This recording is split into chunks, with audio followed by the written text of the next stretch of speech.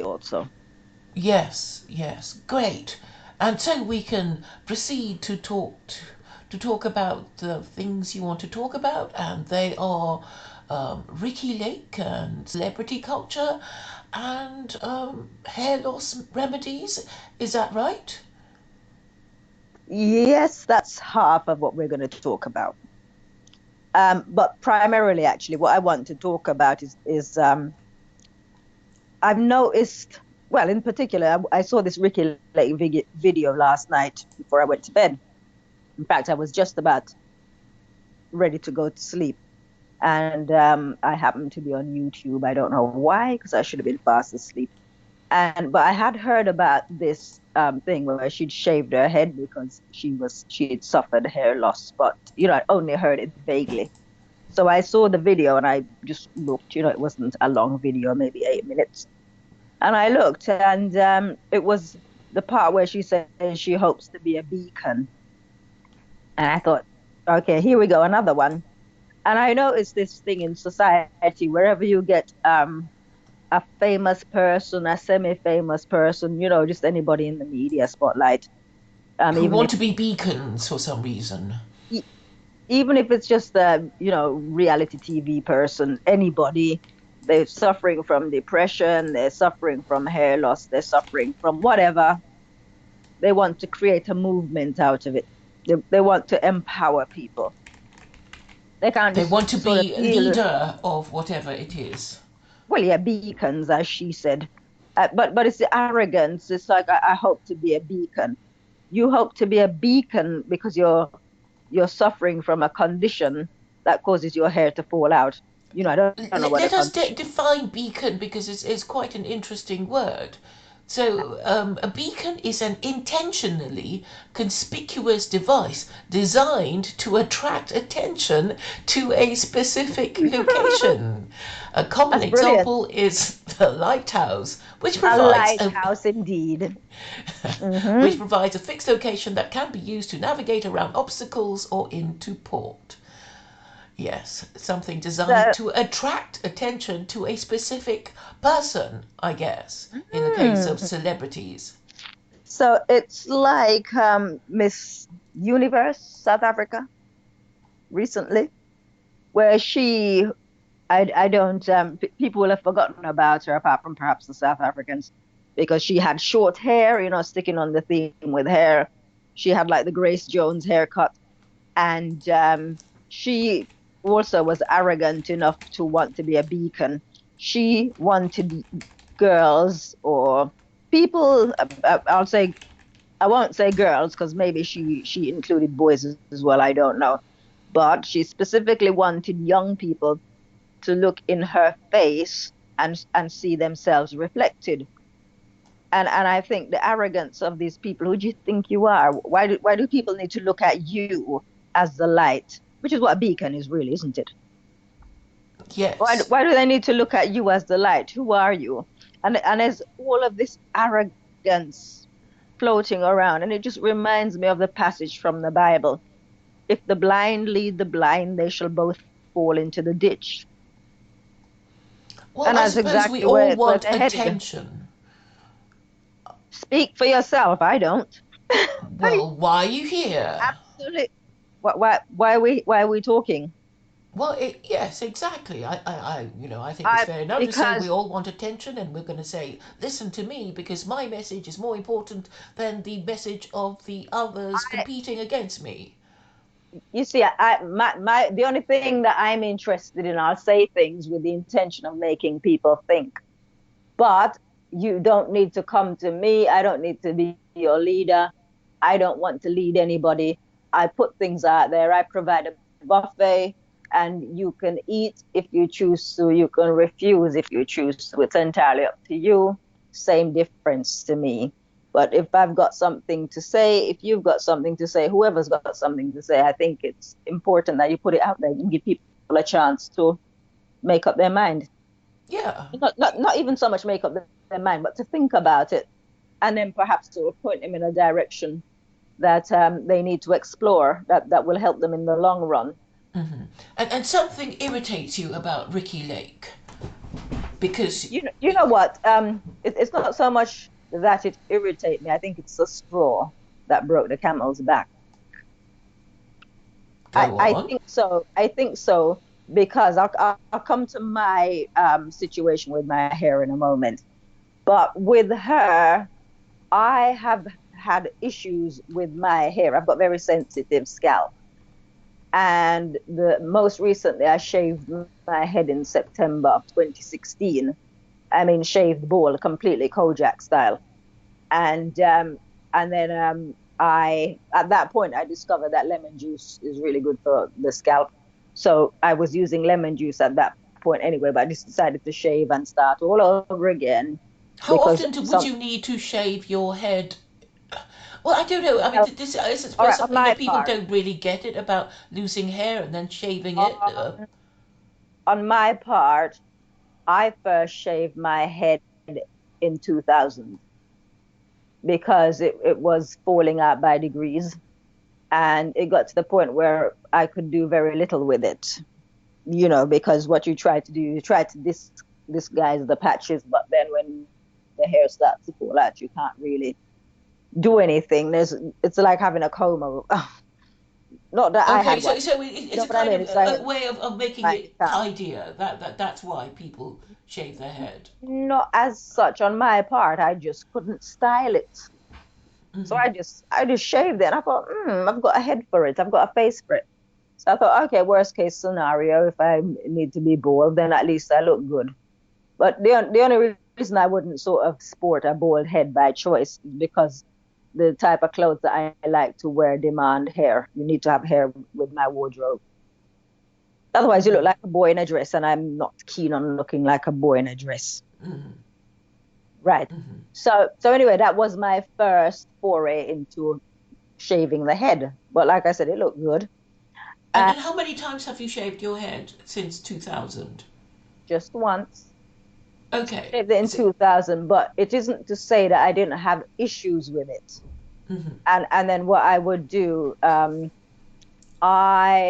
I can't yeah, I discovered sort of gosh, when was it? I'm gonna say around about 2012-ish, 11, 12. I discovered the joys of a wig.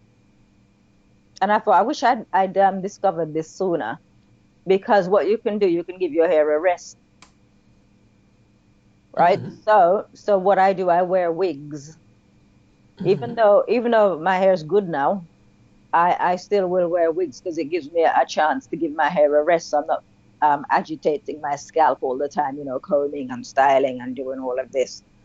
So What work do you have to do to style your hair? I mean, I know you're Afro Caribbean, so maybe for those who aren't, maybe it would be useful to know the trouble you take to um, well, dec- I I, I I don't so much. My hair is very thick, so I have a lot of hair rather. So I don't fool about with my hair too often. As a issue with time, because the last time I took my hair out, which was I believe Christmas Eve, it took me 4 hours. 4 hours. Yes. So you were plaiting it basically. No, I was undoing plaits, and it took me 4 hours just okay. If my hair is out and I need to just say I want to do it in two, divide it in that down the center with two pigtails or whatever, two in But bunches, if whatever you want to call it. it does sound a I lot of want work to just do it. plaiting it. With the plaiting, it takes much longer, but Hmm. I only do that maybe once every 3 months. I So see. that would take me, I'm gonna say, being generous, I say 12 hours Wow. Over what sort of period? all day. What, If all I, day or to? if I can't be bothered, I'll split the day in two. Wow.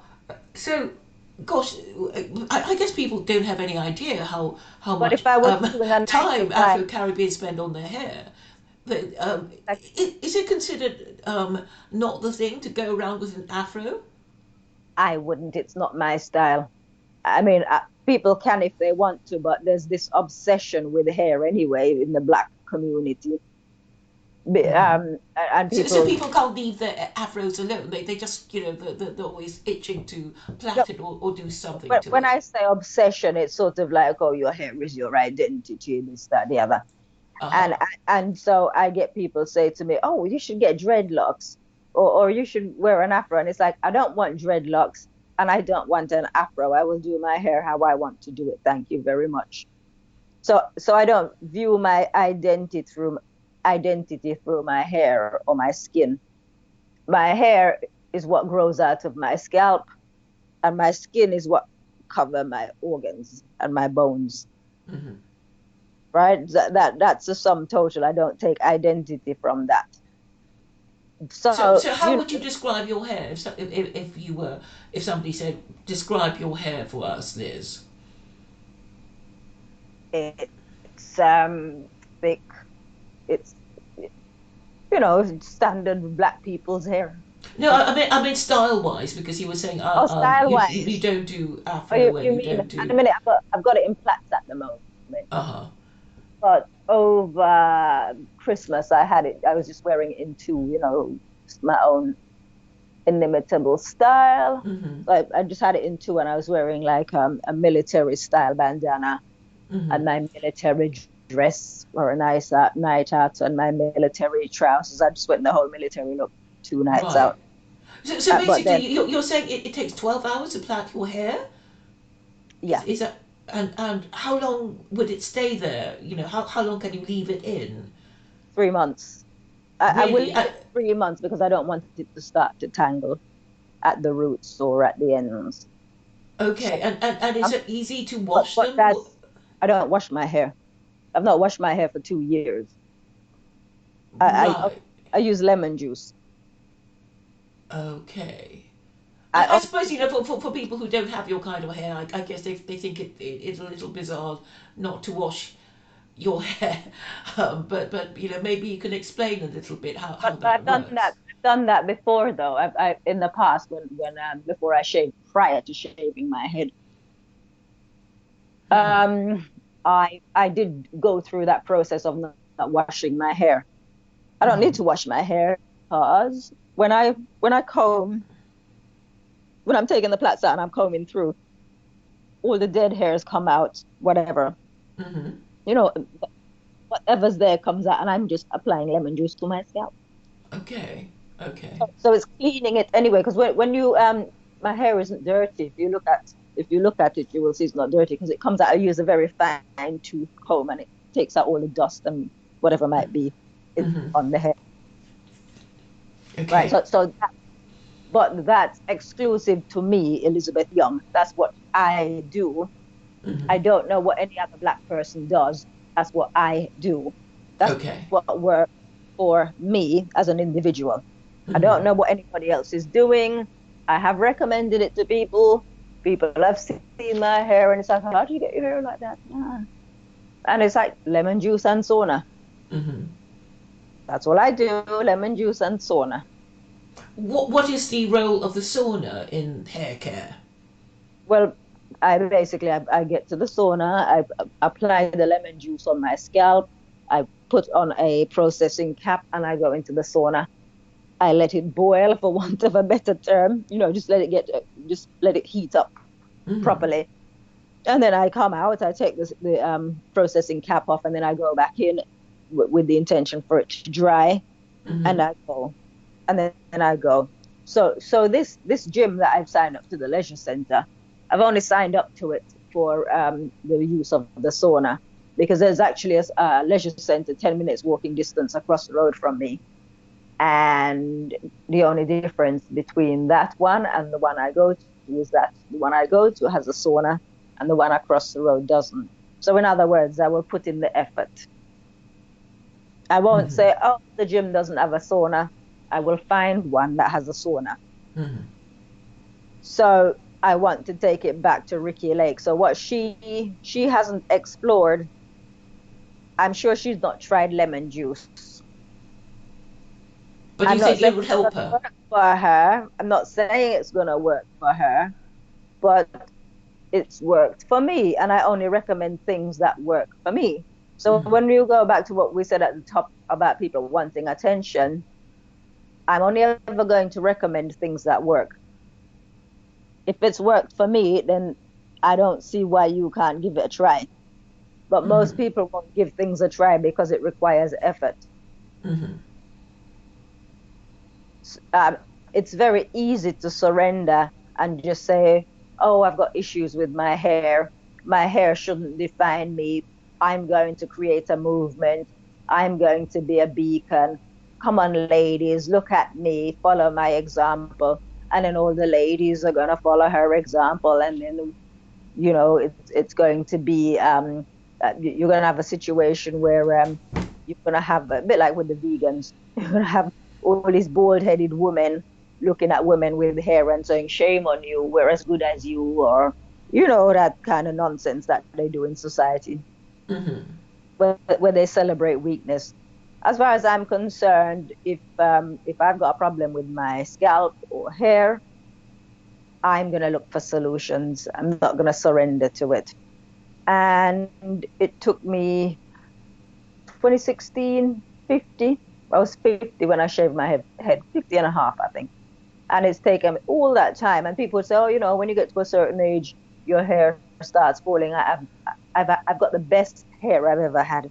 I have no split ends. I have fantastic hair Mm-hmm. because I know what I'm doing with it now. I've found Mm-hmm. what works. And what comment in particular would you do you have about Ricki Lake and her hair? It suits her. She's got the face for it.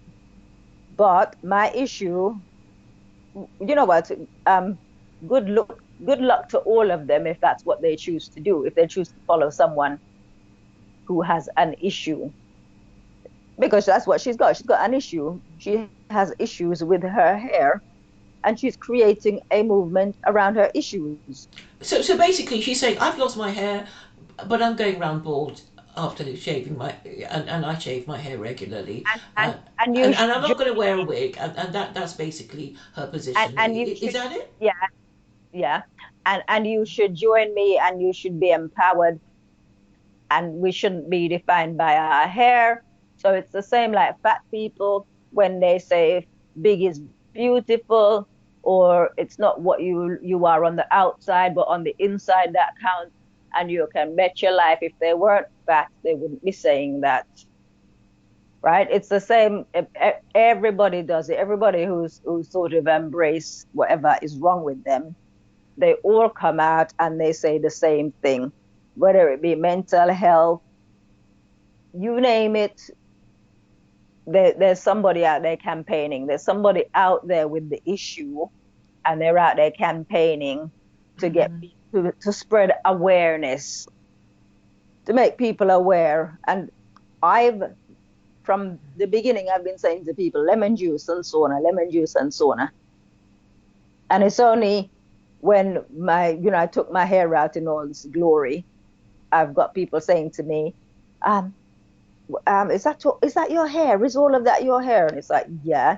And what do you use? Lemon juice and sauna. And it's not like I wasn't saying lemon juice and sauna. It's almost like you have to see the results before you actually take the advice. And even actually, no, you won't take the advice because you'll see that it works, but you'll be too damn lazy to do anything about it. Right? And this is the society. So it's easier to just surrender and say, you know what? Um, yeah, I've got issues with my hair as well. Yep, I'm not gonna let it define me.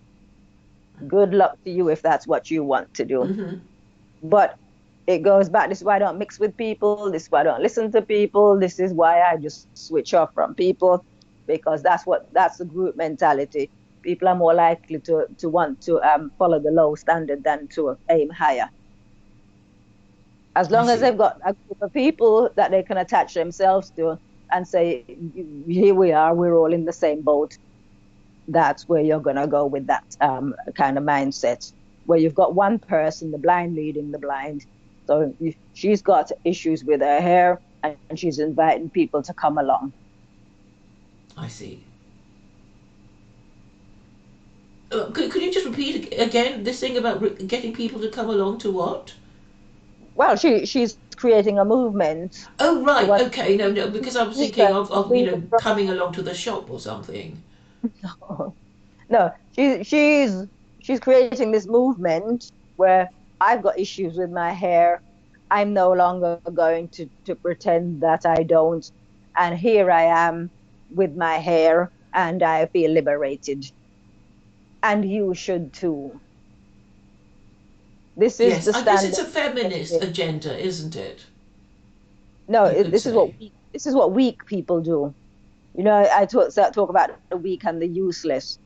This is why you need to, well, not eradicate them from society, but you don't put focus on them. If Because what will happen is they will have to play catch up.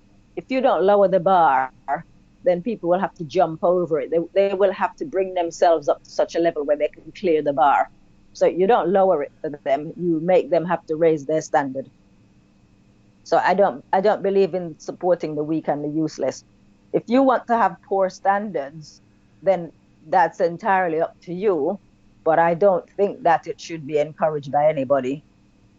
I don't think that anybody should be looking to you and putting you there on a plinth and getting you to be the leading light because you're suffering from that. That would be like me when I've just shaved, when I'm trying to work out what to do with my hair, what to do with my scalp, etc. Going around being that beacon when I haven't even worked out what my issues are. And even though I've resolved the problem, if you want to call it that, I still wouldn't be so arrogant as put myself out there as some kind of beacon. I wouldn't dare do it to say, I've got fantastic hair and here's what I use and everybody should use lemon juice. Like I say, I provide a buffet. I'll put the information out there and it's up to you if you want to go ahead and take the advice. If you don't, then that's fine. Right? And that's what information is for. It's freely available. If you want it, you can access it. If you don't, then you don't have to. So, are you suggesting a way of doing something that could be performed better? I'm just saying, why do people prefer? All right, I'm the kind of person, it doesn't matter what is going on in my life, I still I will still appear exactly as if everything is fantastic. Whether there are good things happening or bad things happening, you will still see me as I am. Right? You will not see me adopt the position of a victim because I find solutions. I'm looking for solutions. So whatever the issue is, it's not going to get on top of me. The only way it will sort of, niggle on my mind is if somebody else is caught up in the crossfire. So for example, if I'm working on a job, say I'm making curtains for a house or blinds, and the fabric manufacturer has messed me about and not delivered my fabric, and I promised the client the job to complete for such and such a time, then it makes me look bad if the manufacturer hasn't upheld their end of the bargain.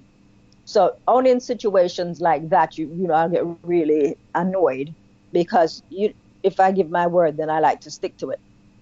But sometimes what you have to deal with other people, you can't sort of like, it's not between just you and the client, it's between you, the client, and other people, your suppliers, etc.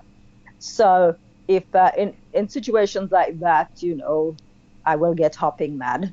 But if it's between me and the situation, then I look at it as a challenge. So it's something that I need to beat. I don't look at it like, oh, okay, that's it, I'm defeated, you win. But it's different when you're dealing with people and standards matter and your reputation matters. That's different because that's when another side of me will come out. Right. So in other words, I don't like people to compromise anything that I'm doing. I don't like people to put me in a situation where I look bad to the client. No, if I'm going to look bad, let it be that I'm the one who's responsible for that. I don't want you to put me in a position where I look bad. Do you understand what I mean by that? Let it be by my own actions that I look bad. I don't want it to be by your actions, by someone else's actions. Yeah, So, I understand. so this is the only time where, but in that situation, I won't take the role of the victim. I'll take the role as your tormentor if you put me in that position. I will never go to a client and say, I'm really sorry that I didn't get your curtains done, but the supplier messed up. They didn't send me the fabric. I won't say that. I will sort of, I will find a way, but I will not make an excuse. I won't make it, I won't come and I don't give excuses. I will give an explanation, but I won't give an excuse. Because excuses are different to explanations. So, yeah, you know. Please Yeah? carry on. Yeah. So in the same situation, if you're surrounded by people who, I mean, I've had people try to make excuses for me, and I don't respect them for doing it. You know what I mean? I can't think of an example off the top of my head, but I've had people try to do that, or I've had people say to me, "Oh, you're the hardest person on yourself."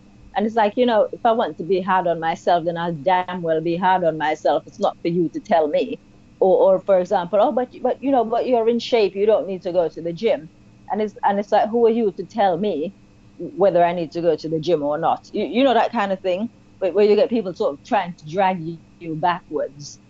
You've got your standards and that you apply in your life, but you've got other people trying to tell you, oh, you don't need to do that because you're okay. And it's like, it's not for you to define what's okay. It's for me to define that. It's my life. It's for me to decide what is right and good for me. And it's for you to decide what's right and good for you. And, don't let it be anybody's problem once you've made that choice. So this is what I'm saying. I was, astonished kind of looking at these women, how quick they are to group behind Ricki Lake. We think you're amazing. You look fantastic. And then they're posting pictures on her Facebook page of themselves bald. Here I am bald. So I went on there and I posted a link to my Instagram, the before and the after. So the picture from September 2016 bald, and the picture from December 2019 with hair. And I don't know if anybody even looked. Plus the instruction, lemon juice and sauna. And I'm not sure anybody made inquiries because they've bought into the Ricki Lake baldness is empowering movement already. But not that I care. Like I said, I put information out there, and if people want to access it, then it's entirely up to them. And if they don't, it's entirely up to them also. Mm-hmm. But yet again, it's another celebrity who doesn't know the first thing about hair who's going to give people advice. Yes, I believe more people are wearing wig now, aren't they? Well, but the thing is, this is what people do. They embrace it. It's like, I used to have issues with wigs, but now I can understand. And yeah, I've got a couple myself, that kind of thing. Well, whereas with me, I had no choice. Well, when I first embraced the wig, it's like this particular shampoo. I'm not blaming the shampoo, but it's one of the top ones, Tresemme.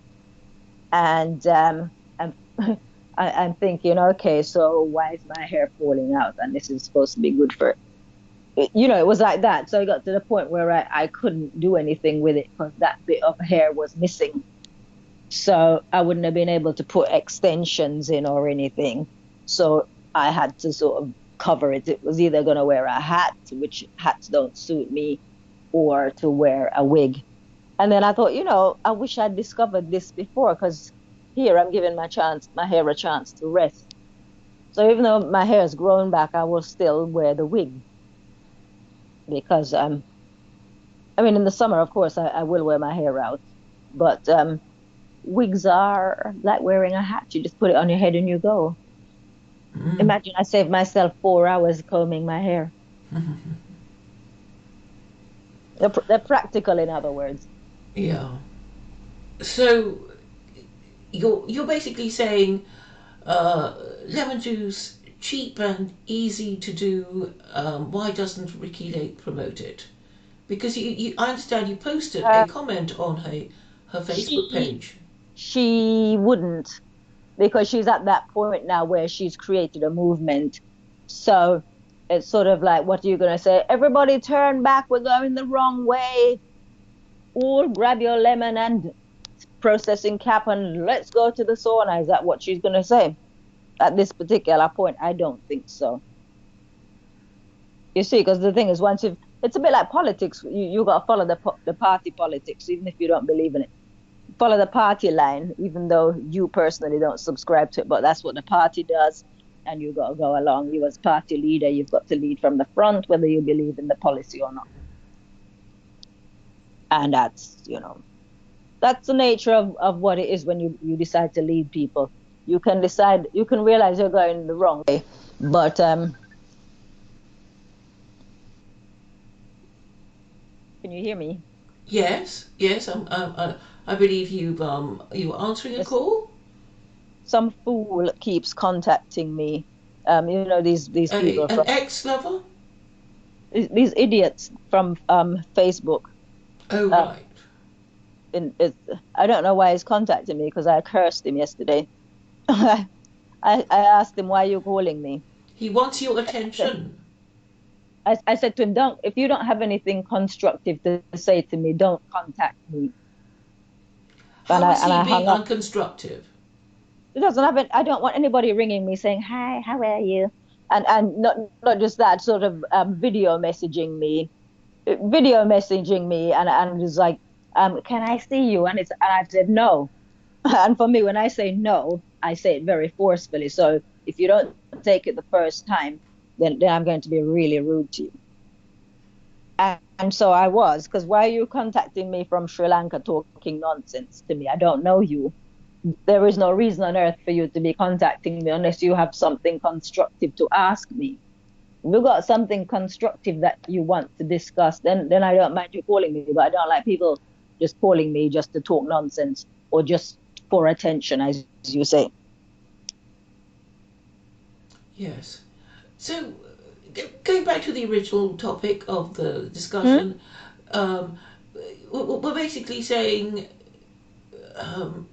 celebrity culture is bad, and we should. Did you not hear what Ricky Gervais said at the Golden Globes? Well, he was scornful of celebrity culture and was saying basically they would work for ISIS if they paid them. He did say that, yes. But also he said to them, take your Oscar, thank your agent, thank your God, and F off. And I thought that was brilliant, because he shut them down from going up there and making all the political speeches and the like. So, it's because you've been given a platform, you think that not that you think you are an expert, but people will accept you. You can go and stand in front of people and spat your claptrap, and people will listen to you just because you're a celebrity and you know it.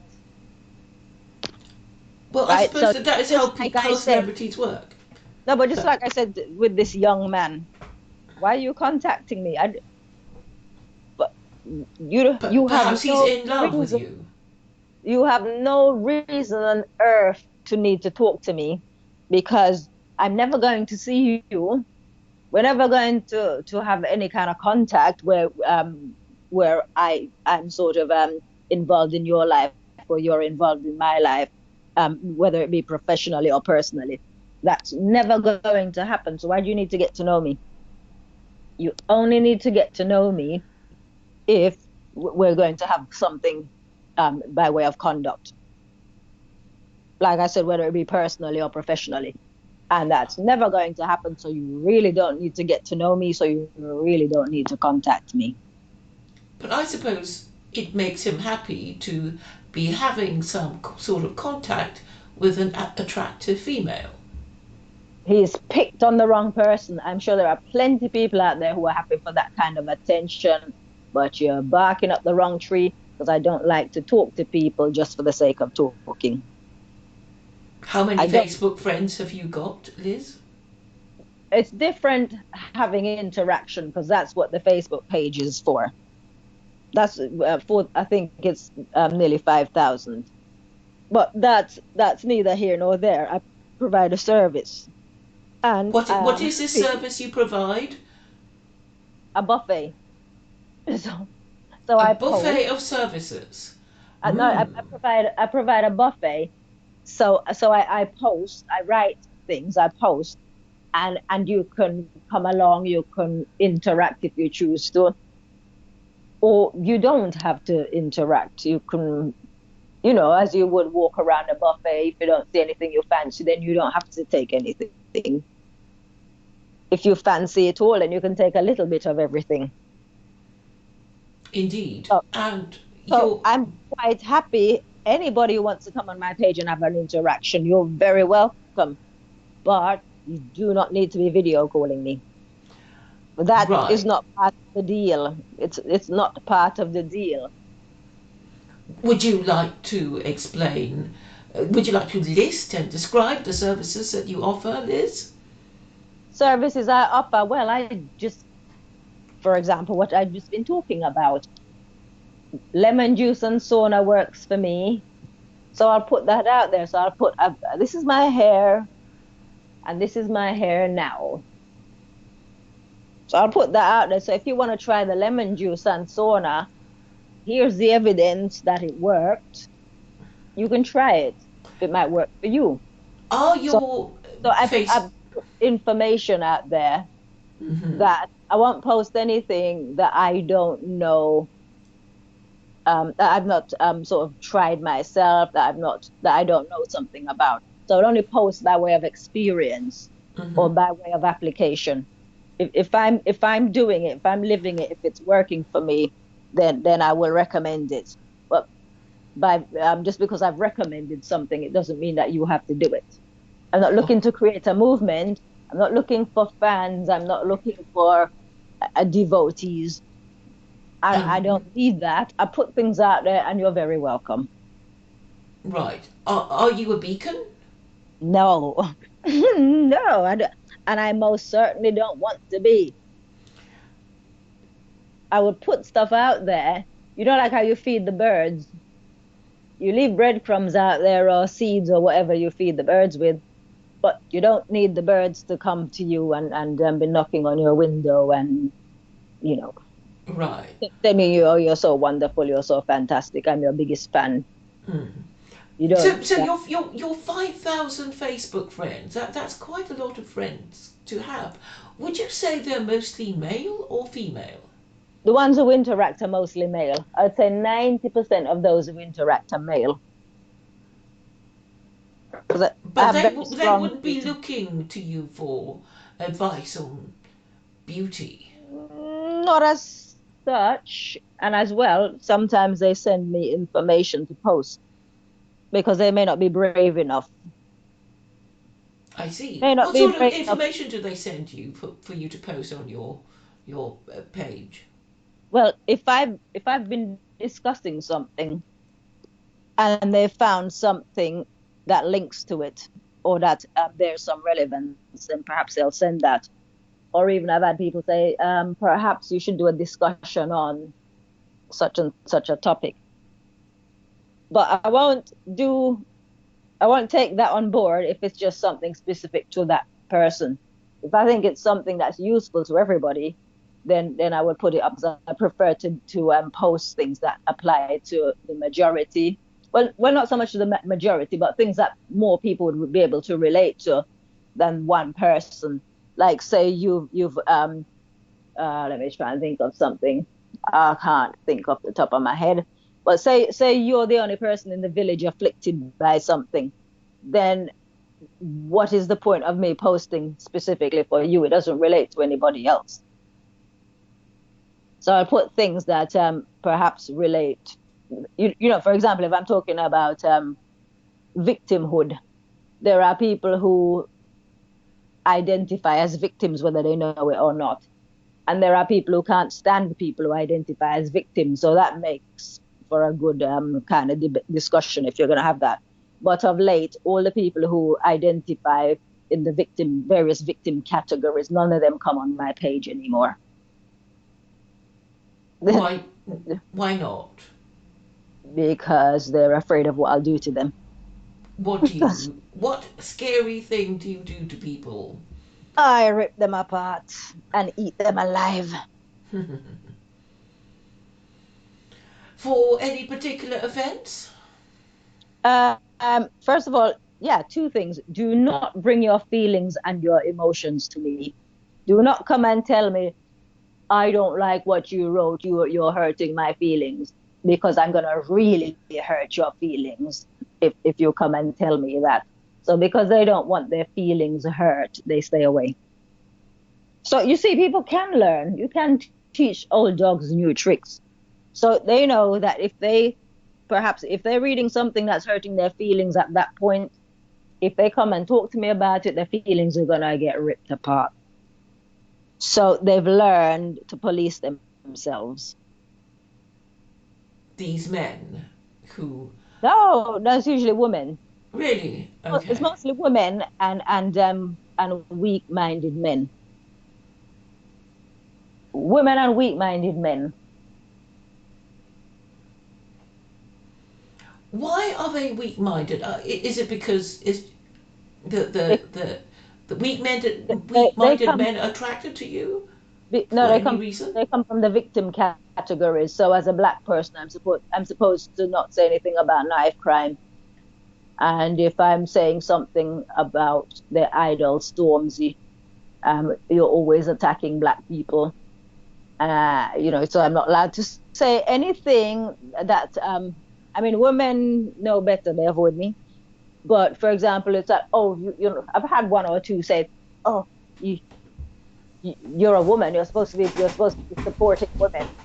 And I was saying, why? Because I'm a woman, I need to support a woman even when she's talking a load of nonsense. Mm-hmm. You see, so you can't turn around to me and say, yes, if I address that to you, am I supposed to support a woman even because she's a woman, even though she's talking rubbish?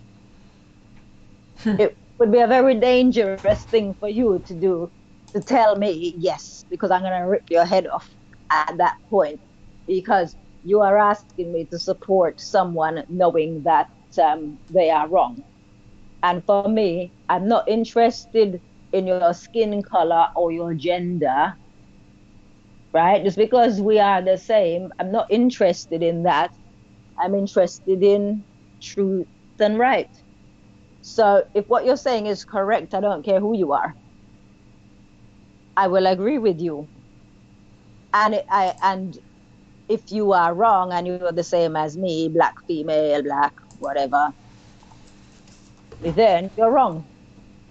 Even if you're my family member, if you're wrong, I'm not going to stand with you. If you're wrong, you're wrong. Mm-hmm. Right? So people generally tend to know that they shouldn't come to me if they're looking for someone to support them. Right. You only come to me if you know that you're right. Because if you're wrong, I'm going to tell you that you're wrong. And often people don't like to be told that they're wrong. Mm-hmm. So very, very rarely does my phone ring and it's someone looking for me to side with them, because they know that I don't do that sort of thing. So this is what I'm saying, where people sort of they will prefer to surrender in weakness than to overcome weakness itself. Is this a problem that you find is common to people of all races, or black It's people, as far as you know, or what? well, you see, with black people, there are a lot of reasons why they can fit into those into the various victim categories. So there is slavery. So they will keep beating on about slavery, even though none of them were a slave. None of them have experienced any kind of hardship because they live in the West, you know, Mm-hmm. and whatever hardships that they might have endured, that could be a consequence of upbringing. Mm-hmm. Um, as well, you've got white liberals telling them that they're victims, because they want their votes, basically. Mm-hmm. And as well, a lot of them, especially the women, they need jobs. So, they need to have victims, because if there are no victims, then they have no work supply. That's a bit like, I need people who have windows. If you don't have windows, then you have no need for curtains. So I'm pro windows. So, wherever there are people who can be categorized as needy or vulnerable, there you will have experts and do-gooders and these types of people who make their living servicing them. I mean, sorry, serve. Yeah. Mm. So you're kind of agony aunt, are you? No. No. Well, what would you No. describe yourself? How would you describe yourself then? How would I describe myself? I wouldn't describe myself as anything. I'm just Elizabeth Young. What is the purpose of your life? The purpose of my life, the purpose of Elizabeth Young's life, Yes. me, Yes. I'm still trying to work that out.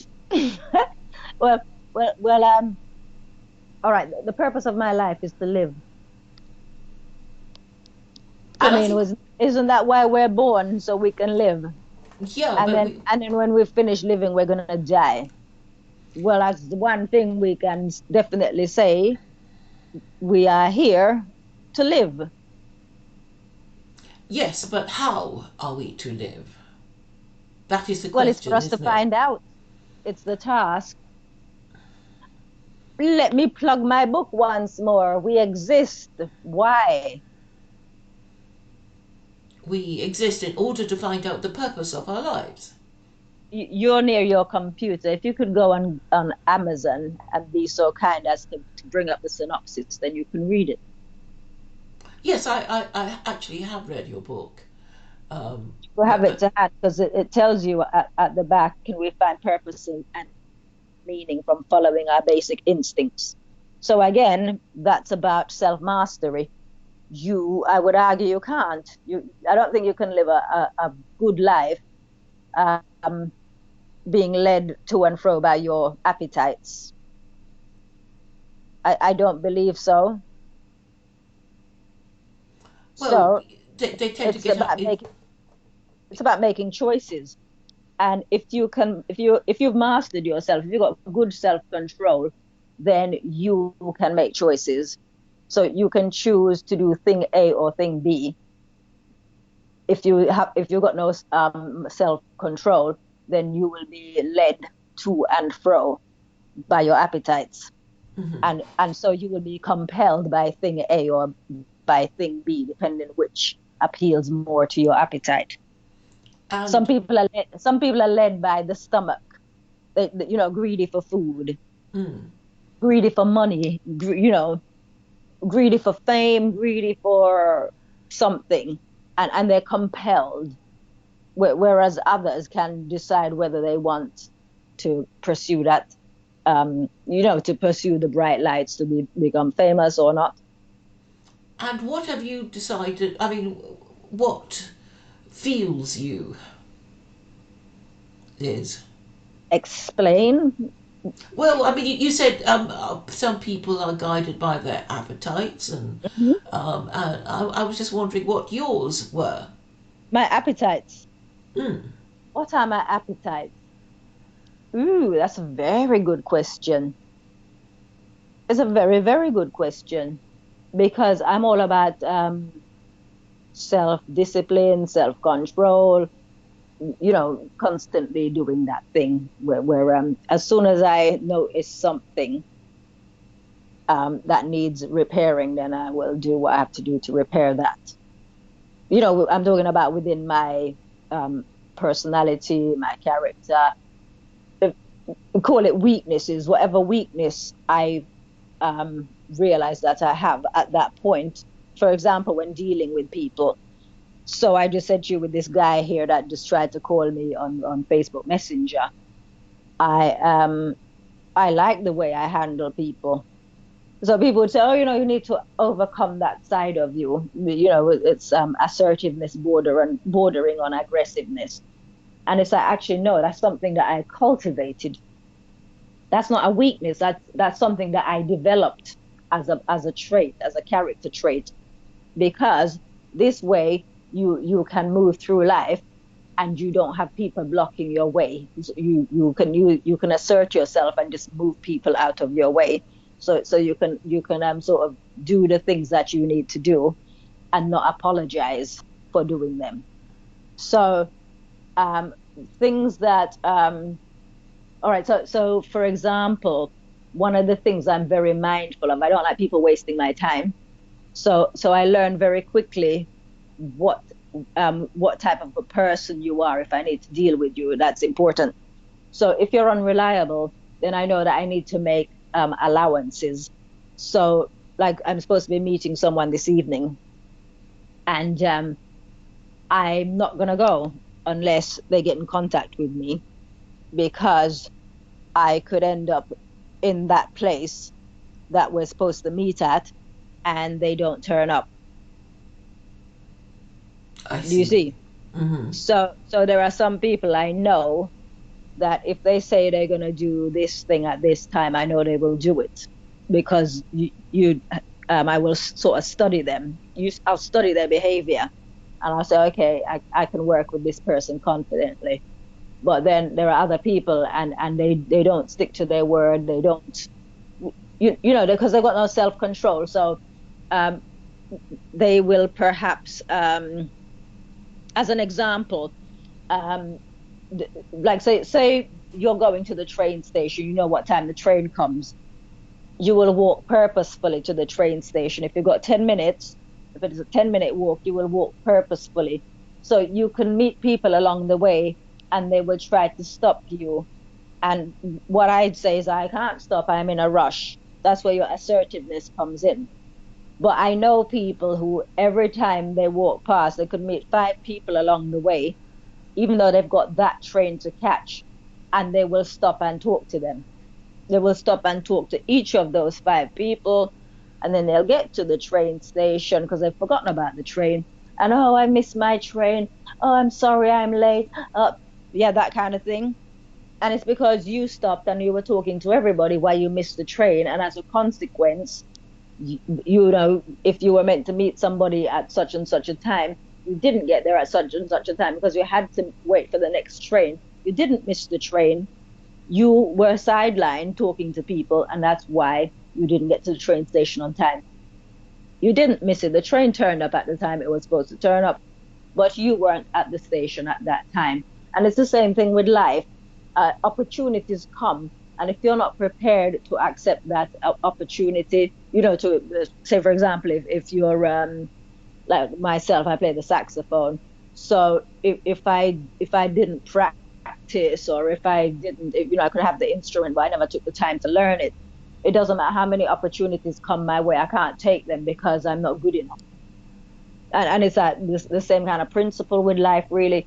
If there are opportunities out there, so you get the victim classes who just settle in victimhood, complaining that there are no jobs, there are no opportunities, there's racism, there's sexism, there's homophobia, there's whatever you want to classify as a phobia or an ism. If it be the case that you've not sort of prepared yourself in such a way where you can make use of one of those opportunities, you're going to blame somebody or something, but you will not blame yourself. You're not going to say it's because I didn't take opportunities to develop myself why I failed. You're going to blame someone else. So you won't hear blame coming from me. I don't do the blame thing. All I will do is I'll make sure, like, okay, right, so I did that. Next time I'll do this. Mm-hmm. Right? So I don't repeat the same thing. The same thing won't happen twice. I will see it, I will respect it, and I will fix it. I see. So, like with my hair, for example, should my hair fall out again, it won't be because I've slacked off using the lemon juice and the sauna. Right. But I suppose it doesn't matter because you can put on a wig. Well, I like my hair. I like my natural hair. You know, I like to sport my natural hair. Yes. But I suppose sometimes, for women it's more trouble than it's worth. It can be. It can be, but I like my hair. Mm. I like my hair, and I'm happy to toil over it if I've got time. But I don't want anybody coming to me and telling me, oh, it's so good you got your natural hair because our culture and this. It's like, no, it's hair and it grows out of your head. But for women, it's part of their beauty, isn't it? That's why women fuss about it so Well, much. in this day and age when women can be like men and we're not supposed to be judged by our beauty and blah blah blah. The run. Yes. Right. Yes. But I suppose it's still true, though, that women are still judged for their Well, I'm old beauty. school. Yeah, of course. But I'm old school. I mean properly. And as far as I'm concerned, sorry, let me just drink some water here. Give me a Oh, moment. bless you. I think you were sneezing, weren't you, or coughing? Mm-hmm. I was coughing. Give me a moment. I am old school and I will not have anybody tell me how I'm supposed to conduct myself as a female of the species. If I want to celebrate my glorious femalehood, womanhood, or whatever, then I darn well will. If I want a man to open the door for me, and I don't believe that a woman can be like a man or a man can be like a woman or whatever, then I will maintain that position and I will not have anybody tell me otherwise. You know why? Because I'm not telling anybody what they should be. If you want to identify as a ferret, that's up to you. I won't stop you. But you're not going to tell me how I need to conduct myself or how I should portray myself as a female. Has there been any attempt by anyone to do so? No, because, They I wouldn't said dare. that's correct. But this is the thing with being assertive to the point of aggressive. People leave you alone. Yes. People stay far, far away from you if you conduct yourself with aggressiveness. And it's not even so much aggressiveness. You just don't take rubbish. That's all. And it works for you, I guess. This Yeah, assertiveness. of course. But this is the point. We're here to live. We're not here to be dictated to by each other. We are here to find our own purpose. Each of us, we are individuals. We have individual roles to play on the planet. If you look, the planet Earth is our home. We all depend on the same resources for our survival. Fresh air, food, water, they were placed here before we arrived. It Mm-hmm. doesn't matter what generation of us, we depend on the same things. And we are not here to be commanded by other people. Of course, you got your leaders and whatever. But if you are in a position where you can govern yourself, then I really don't see why you need to listen to a politician or a religious leader or anybody. If you are in that position where you're capable of governing yourself. Most people And not aren't, though. well, why are they not in a position? It's because they're damn lazy. Well, That's that's why. people just don't really know what the That rules is should be anymore. laziness. I mean, It's I think it's more difficult now because people are not it clear is about the rules. it's laziness. It is straight up laziness.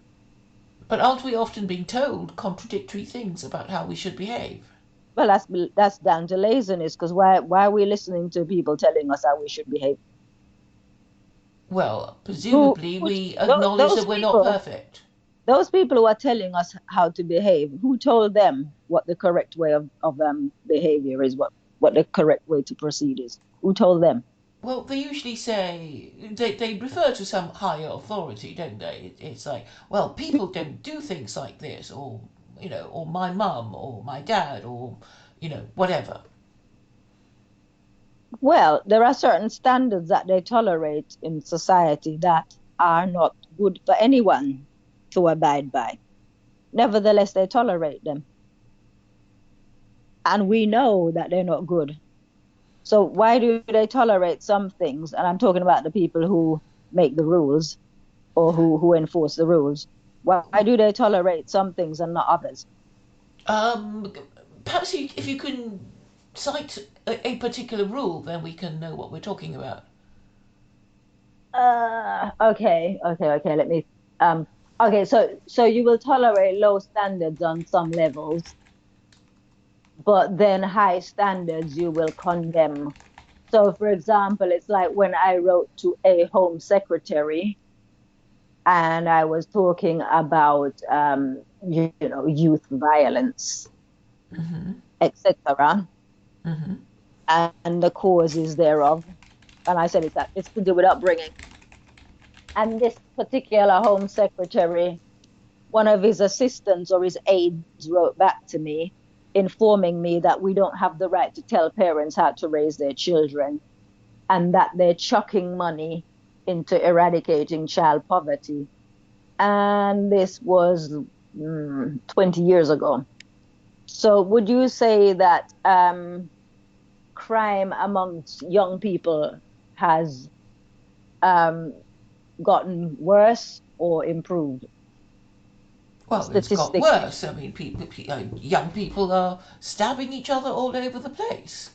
Would It you say seems. that child poverty has been eradicated, is being eradicated, or it's increased?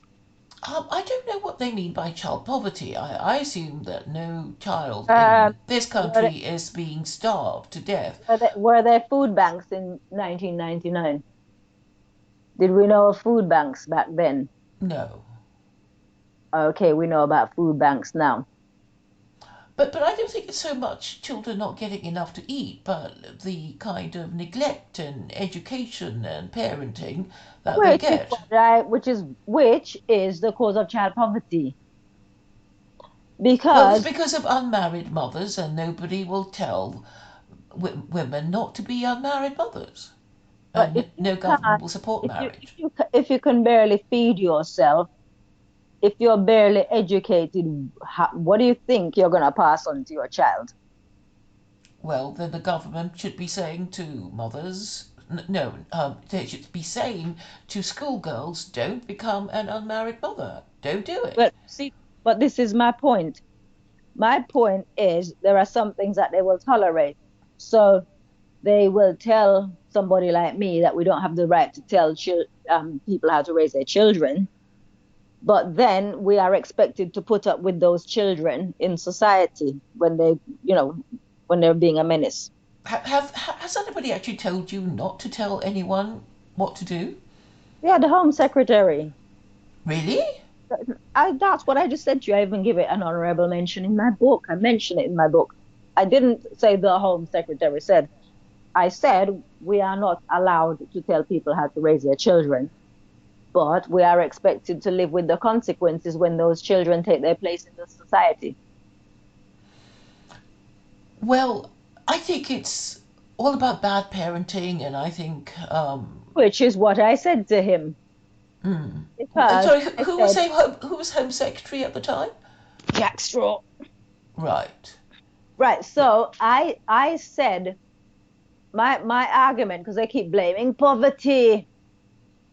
And I said, you've got rich criminals and poor criminals. I talk about this in the book as well. If you've got rich criminal and poor criminals, then that means that it's not your circumstances that determine whether you're a criminal or not. It's your character. So when he's talking about eradicating child poverty, that's not the reason why they're out committing crime. It's upbringing. Because there are lots of societies with poor people and they're not criminally minded. So it's nothing to do with poverty.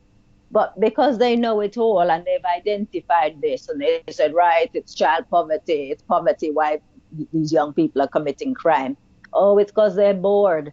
I also said that in the book as well. It's poverty and boredom, apparently. And it's like, so who do they expect to amuse them? Oh, there's not enough youth clubs. All this.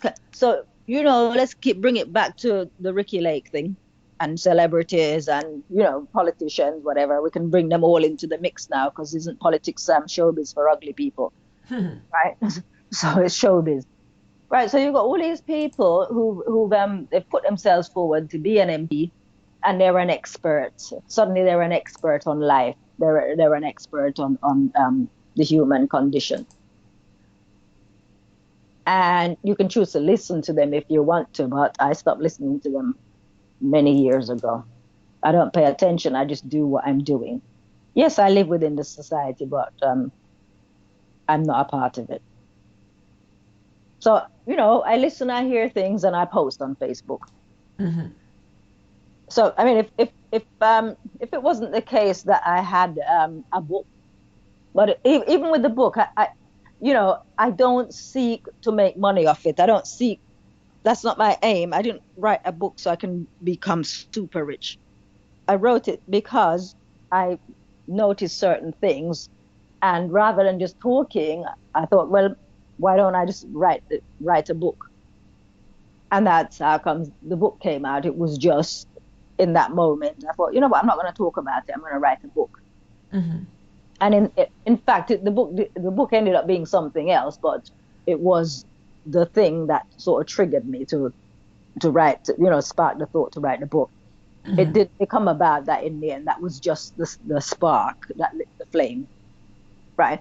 And so I think I would not be on social media if not for the fact that, we all have a contribution to make. We're all members of the same planet. We're all, members of a household, if you want to look at the planet as that. And in each room, if we view ourselves as servants, in each room you have different servants. One is a cook, one is a butler, one is the gardener. We're not all the same. We're all different. So I think we're all here to fulfill different purposes. And it's to find our own purpose. It's not to imitate. It's not to look at that person over there and say, I want to be just like that person.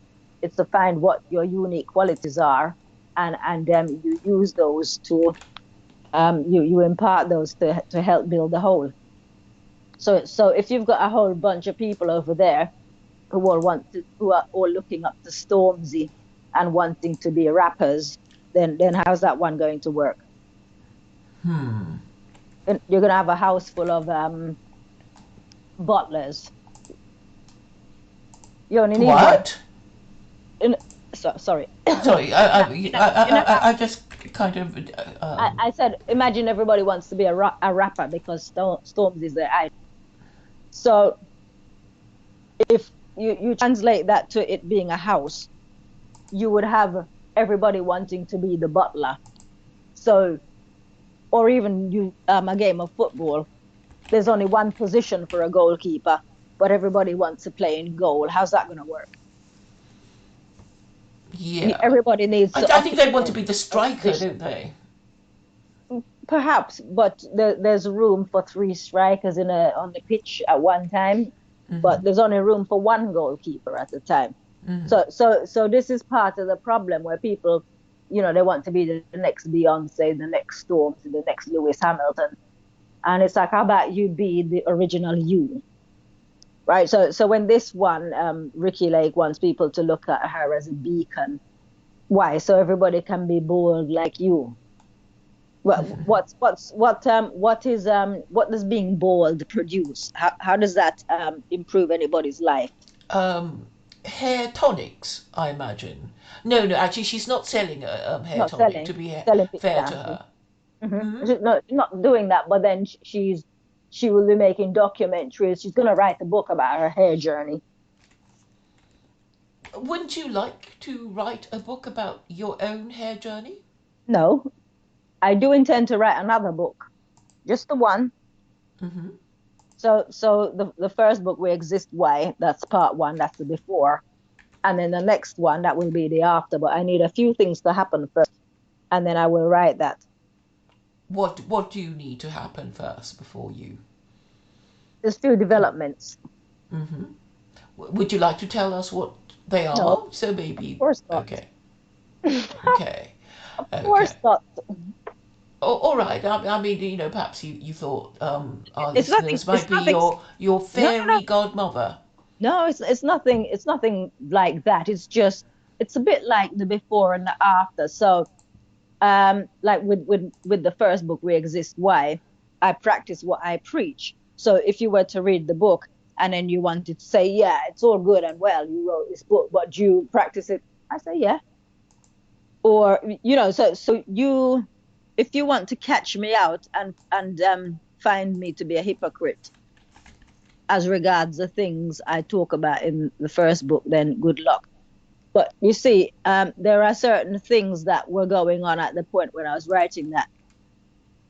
And even there were certain people questioning my sanity. Oh, you think you can write a book? You see, so it's when the book has been delivered and it's available worldwide. Nobody's asking me now, so you think you can write a book? So if I say I'm going to write another book, nobody's going to question me, are they? Well, you have written a book. Because I've written one already. That's my point. But at the point when I was writing it, people, there was mocking. Ha, ha, ha, better than you have written a book. Do you think and they've not had it published, do you think you can write a book? You see, so again, it's looking at what others have done rather than what, Elizabeth Young, me personally, is doing. And you can't, unless you can read my thoughts, unless you know me, you can't say what I'm capable of or not. So there are certain things that I need to do. Like, for example, I've just, on a Friday night, I go out and I play with a band, play saxophone. And people say, I didn't know you played the saxophone. And it's like, why would you know that I play the saxophone? I didn't tell you. Why would you know what I mean? So there are certain things that I need to do. But if I was to start talking now, it'd be like too much information. Because for some people, seeing is believing. So when it is done, I can then say, right, so this thing that I'm doing here now, this is how we came to this point. But if I was to say, I'm doing this thing now, and then this thing is gonna happen, that would just go over heads. I would expect people to laugh even. Not that I care if people want to mock, because that's neither here nor there. It's more a case of if talkers talk, doers do. So it's better that you just get on and do what you're doing, and then you can talk about it after you've accomplished it, rather than you're talking about it and you're wasting time talking. You spend so much time talking that you don't get around to applying yourself to the task. It's like people who talk about, I'm going to sign up to the gym. Why don't you just sign up to the gym? Why do you need to tell people that you're going to sign up to the gym? You don't need to. Just do Well, I it. suppose we do these things in order to make us more likely to sign up to the gym, because they'll think, oh, I've just told so and so that I'm going to No, do it. nothing at all to do with that. You see, sometimes what people will do, because I get people come to me and they will say things, and they're trying to get you to talk to them even. They're trying to get you interested in I don't know, maybe having a conversation with them, because you go to the gym. So they want to come and tell you, I'm going to sign up to the gym. And then you're going to get excited for them and say, yeah, you should. And then you're going to start talking to them about, sometimes all people want is attention, right? Literally, that's all it boils down to. Mm-hmm. So when people come and say, I'm going to do this, it goes in and it goes out. I don't react. If you're going to do it, just go and do it. Why are you talking about it? Or people will say, oh, I'm going to come and listen to the band. And yeah, you know where we are every Friday. If you want to come, then you know where it is. You don't need to tell me. You can just turn up. I suppose they're looking for an encouraging word from you. Why do you need an encouraging word? You get on with it. When I Well, I started, suppose people, the weaker souls, need a bit of a nudge and a push. and why are they weak? Because people pander to them. It's because people pander. If you don't imagine a child at the start of they can't walk, are you going to carry the child around in your arms till he's 21, till he gets too heavy for you to carry him, or are you going to let him learn to walk? Yes, I suppose you're right. But adults, I suppose they are just looking for an encouraging word. They're damn lazy. That's what the problem is. I don't want to be encouraging any adult who is perfectly capable of standing on their own 2 feet. Well, there seems to be a lot of money in motivational speakers and No, life but coaches and the like. yeah, but the thing is, who wants to spend energy on that? I will put it out there. Like I said, I provide a buffet. I am not going to serve the food to you. I'm not going to walk around and say, would you like more gravy? Would you like a drink with that? I'm not going to be doing that. I put it there, and if you want gravy, you go and take it. If you want a drink, you go and take it. I'm not going to bring it to you. Mm. I put it there, and if you want it, you get up and you go and get it. Mm-hmm. That's all you're going to get from me. So I don't want Right. anybody coming to me, oh, I'm your biggest fan. I won't take too kindly to that, because I'm going to ask why. Why are you my biggest fan?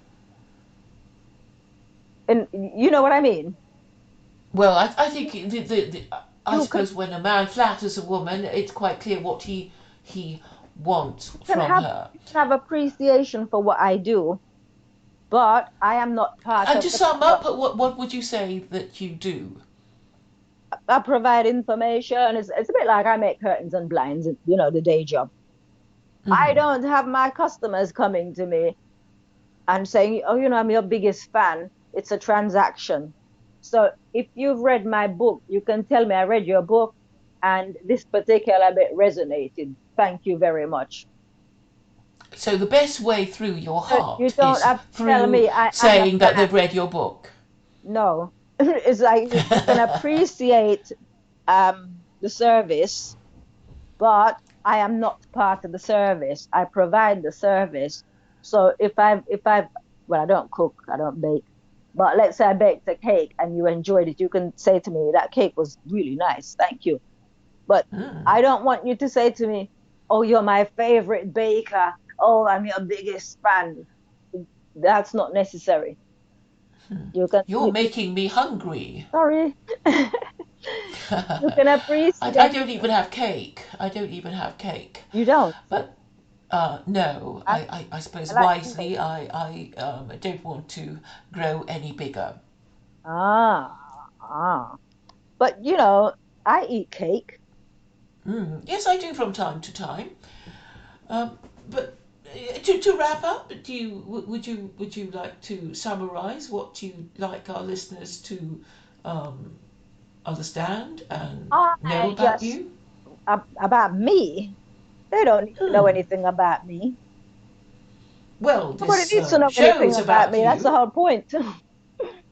Nobody needs to know anything about me. But you can help yourself to the buffet. Right, and well, I've got a whole list of things, your book, and yes, so that would be a nice introduction to you and your ideas.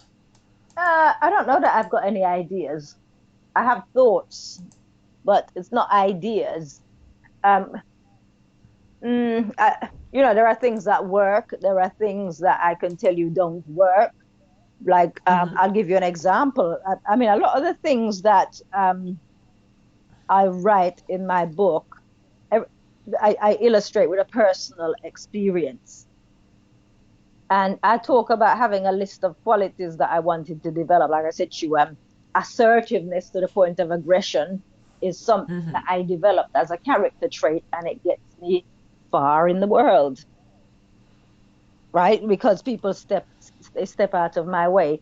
So I'm not going to get anybody come to me and say, I'm triggered, because they'd probably think I'll punch them in the mouth if they come to me and tell me that. They might go and tell somebody else that, but they wouldn't come to me and tell me that, because I would just say, and what do you want me to do about it? And I would just trigger them more. Just, how triggered can you get? Right? Because I don't care about anybody's feelings. Your feelings are your own. It's for you to take care of them. It's not for me to take care of them. Right? So I'm super assertive, and that's a quality that I developed. So, I took the So time you're one stroppy or lady. malice and just tell you, get out of my way. And I can do it with a smile on my face. There's no All right. emotions involved. I'm just telling you, just get out of my way. You know, Because you you, sound like a combine harvester. I'm kind of, yes, but I would say more of a Terminator, right? More of a Terminator, because Right. I think I know what picture, what thumbnail to put on this. the Terminator, Um, no, the unless you Terminator. choose one for me, I Uh, will be very tempted to do the Terminator one.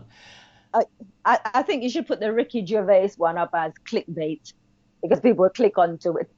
And it's like, All oh, right. that's the wrong Ricky. That's the wrong Ricky, not Ricky Gervais, Ricky Lake. Ah, yes, yes. Good idea. I'm just joking around.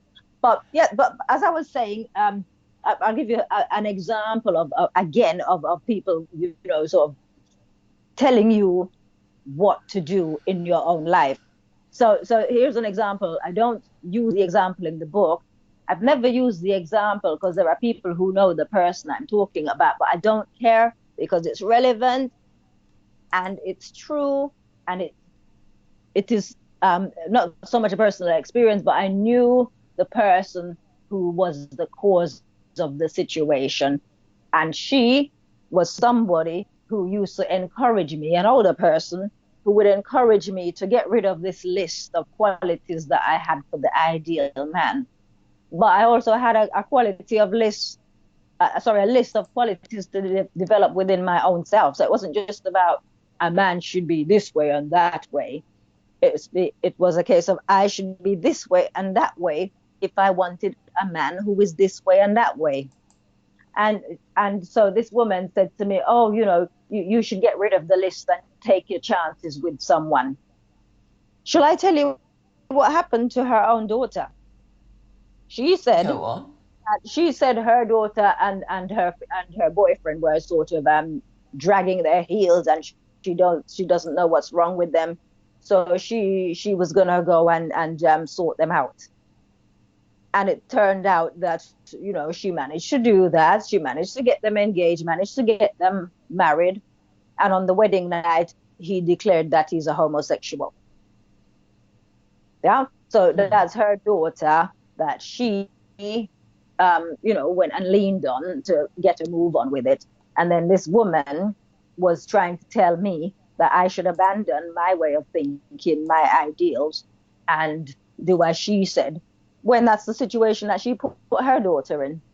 Because maybe the guy was dragging his heels because he knew that he couldn't go through it, and he was sort of trying to bide his time to get away from the situation.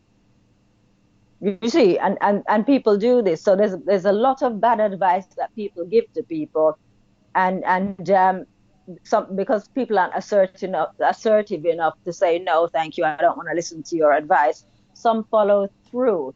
I know of people who got married. They're of a certain age, and they were persuaded by a group of married friends that, oh, this might be your only chance. And it's like, what are you talking about? If you've cultivated your life in such a way, and you're happy as a unit, you know, just by yourself, you're just living and loving and enjoying life, like me, for example. Why on earth are you going to complicate it by bringing in somebody who's not quite what you're looking for, but it's a man? Or in the case of a man, it's a woman. Why would you want to do that to yourself? And this is kind of bad advice that people dish out.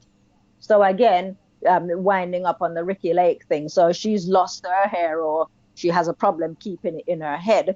So she's going and encouraging other women to embrace the situation instead of saying, women, let's all see what we can do to find a cure for our situation. She's telling them, women, here we are, we're all bold, let's all stand tall together, and I'm your beacon.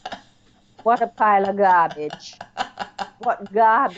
I can just see it in a photograph. All these women, All all these with their bald women fists standing raised, tall together.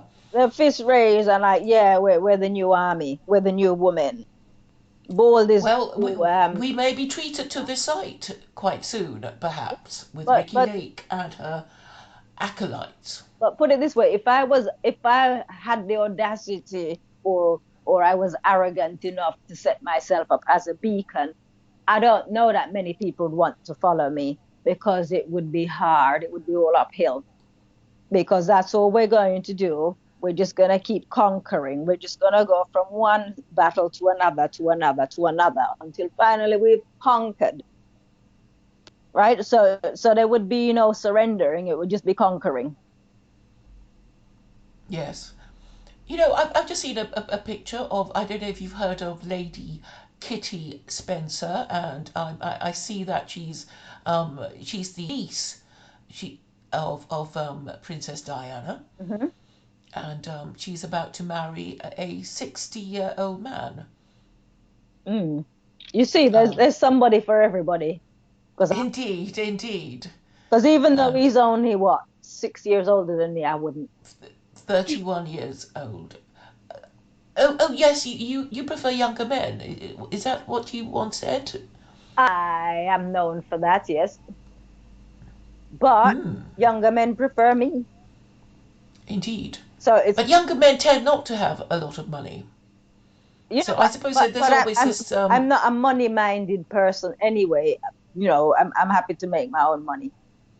But for me, because I don't believe in aging, and there's a lot of things I don't believe in, and people think that, oh, it's because you're a certain age and you're trying to turn the clock back. No, the clock never sprang forward in the first place. I've only ever done the things consistently that I enjoy doing, and I've kept doing them. So if I were to Mhm. go into a discotheque full of 20 something year olds, nobody would bat an eyelid, because I blend in. And so I'm not doing that Madonna thing. You see Madonna, where she's hanging on to a 25-year-old. And Right. you have to argue that it's a money thing, money power. Because you know, she's Madonna. If I cling on to Madonna, then that's gonna take me somewhere. You know, Hmm. if you're being cynical and you want to say that. But for me, I am just perfectly happy just to live my life as a single person. And you know, so I don't look for others to give me like a sense of power, or self-esteem, or anything like that. Hmm. Usually when I go out, I'm where the party's at. So anybody who comes with me, for example, if I do a Facebook live video or any kind of video, wherever I go, the videos look the same, because I take my energy with me, and that's the energy that you're seeing there. So more often than not, if you want to, talking of beacons, if you want to talk about the beacon in a party, then I would be your beacon. Not that I am, not that I set out to be, but it's just as a natural consequence. You know, it's just one of those things. Oh, is that a lighthouse over there? Oh, there's Elizabeth. Right. That Well, kind I of thing. think we should leave it there at this Is that the very lighthouse? No, arresting. it's Elizabeth Young. Yes. Great. Um, All right, it's uh, fantastic talking to you as ever. Well, I wish you luck with more book sales, and No, it's I'll not about put the your book Facebook. sales. It's not about the book sales. Let us tell the folks that it's not about the book sales. It's more about, you know what, even if you read just one passage from it, it will, it's not going to change your life, but it will at least remind you of something that you're taking for granted. Because I wouldn't presume to think that I can tell anybody what they need to do in their own life, because I am me and they are they, and they have their own course to pursue in the same way that I've got mine to pursue. So, but I do think that if you were to read, go through, I'm sure there's at least one passage, and you'll read it and say, you know what, that makes sense. And my only thing is, if I can make people think, then that's fantastic, because that's what's missing in the world. People don't think for themselves. That's why they will run headfirst and follow Ricki Lake into boldness rather than into finding a cure for boldness. Because they're I not think I'll have thinking. fun choosing a photograph to this exchange, Okay, this I video. should look forward to it. All All right, right then. should be fun. Okay, Okay. and Take I care, will Liz. see you. We'll speak again soon. All right. You take care as well. Have a nice evening. See you. You too. Take Bye care. bye. Bye.